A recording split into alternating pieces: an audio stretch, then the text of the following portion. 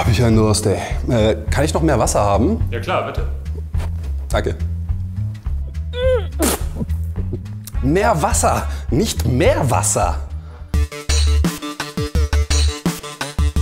Wie das Salz in die Tränen kommt, wissen wir seit der letzten Ausgabe von Frag die Bonner Forscher. Aber wie kommt das Salz ins Salzwasser? Also ich habe mal gefragt, warum das Meerwasser salzig ist, und darauf wussten sie keine Antwort. In einem Liter Meerwasser sind durchschnittlich 3,5% Salz, ca. 35 Gramm, das sind etwa 3 Esslöffel. Wie es zu dieser Konzentration kommt, erklärt uns der Hydrologe Professor Bernd Diekrüger. Das Meerwasser ist salzig, weil laufend über die Flüsse Salze eingetragen werden, in geringen Mengen als Süßwasser. Aber dadurch, dass das Wasser der Meere verdunstet, reichern sich die Salze dort an, und somit kommen wir auf eine relativ hohe Salzkonzentration verglichen mit dem Süßwasser, was wir über die Flüsse in das System hineinbekommen. Die Salzkonzentration in den Meeren bleibt auch über riesige Zeitperioden ungefähr gleich, da die Salze nach und nach zum Meeresboden sinken.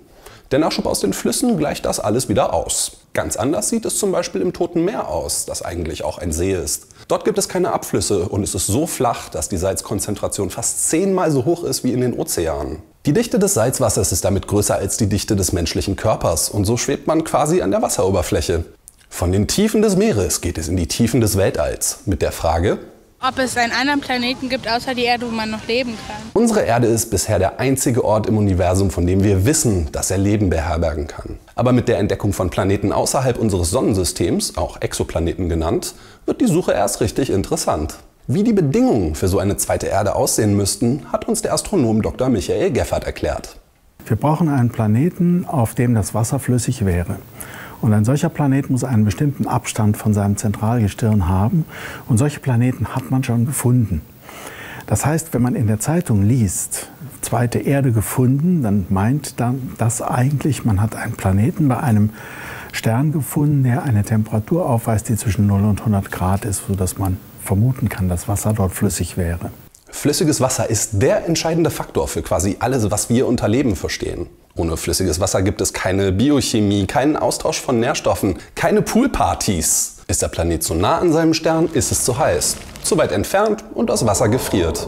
Bei der Suche nach erdähnlichen Planeten ist der richtige Abstand also ein guter Anfang. Es gibt aber noch viele, viele andere Faktoren, zum Beispiel die Zusammensetzung und Dichte der Atmosphäre, die Neigung der Rotationsachse, die Rotationsperiode, Gezeitenkräfte, Magnetfelder, kosmische Strahlung, die Klasse des Sterns, das Alter des Sterns, wie elliptisch ist die Umlaufbahn und.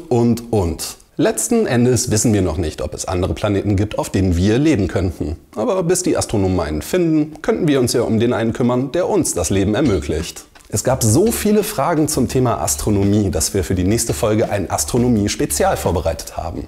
Außerdem kommt Frag die Bonner Forscher ab der nächsten Ausgabe doppelt so häufig, also alle 4 Wochen. Wenn auch ihr eine Frage an die Bonner Forscher habt, dann schreibt sie uns einfach unten in die Kommentare. Und nicht vergessen, Uni-Bonn TV auf YouTube zu abonnieren. Dann wisst ihr sofort Bescheid, wenn eine neue Folge online ist. Bis dahin, neugierig bleiben.